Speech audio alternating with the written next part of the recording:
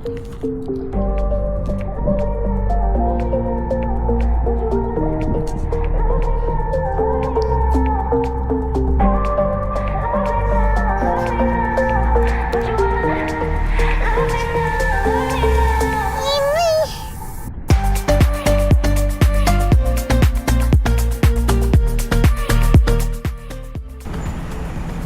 to Qatar. We're in Doha for the last part of our stay, and you know, it's always been one of those places where you transit through rather than actually see.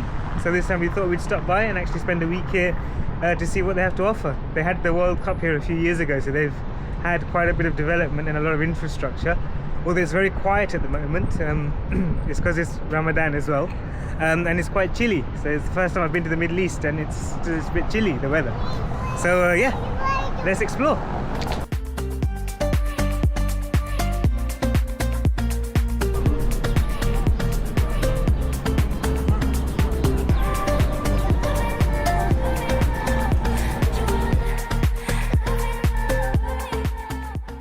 So Souk Waqif is located in the heart of Doha.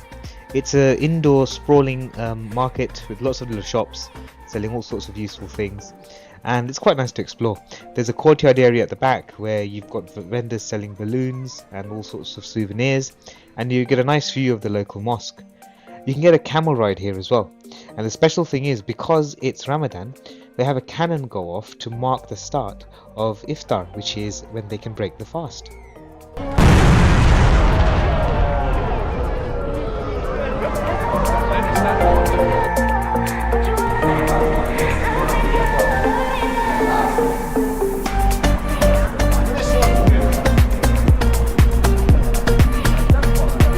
Now for me, the National Museum of Qatar was actually better on the outside than the inside, but even still it's quite nice inside with the way they use projections and screens to explain the history of Qatar, and you can spend a good few hours here exploring.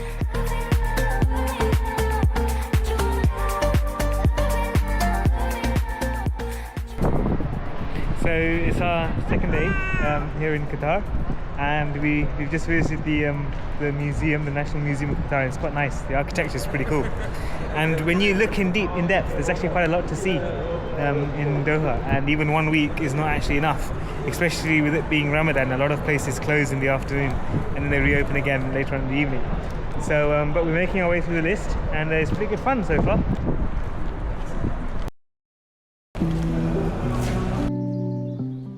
Now, there are ample shopping centres in the Middle East. However, what makes it special during Ramadan is that in the evenings it's quite busy and lively because everyone comes out for their evening meals and just to explore.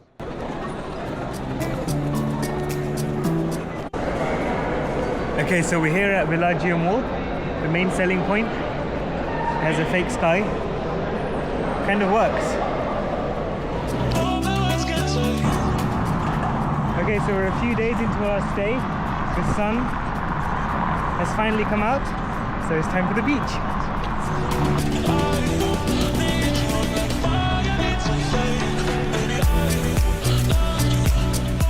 Now, eating and drinking during Ramadan is strictly prohibited everywhere, and this also applies to the beach.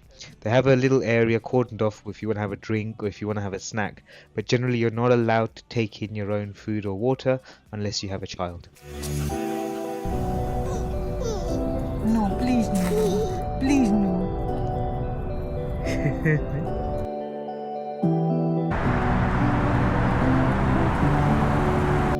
Qanat Quarter is a residential complex in Doha, and its resemblance to Venice is probably one of the biggest attractions, which is what you see here on screen. And if you stand in the right spot on one of the roads, you also get a lovely view of the skyline. It's very quiet at the moment because of Ramadan, but I'd assume this place would be quite busy with tourists and locals.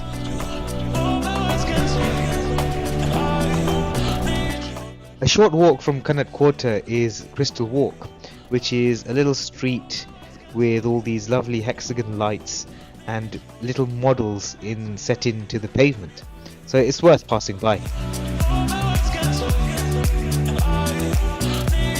So in all, visiting Qatar during Ramadan is quite nice, and you definitely won't miss out on most things. Just make sure you check the timings and the regulations. So we hope you enjoyed this video, and we'll see you in the next one.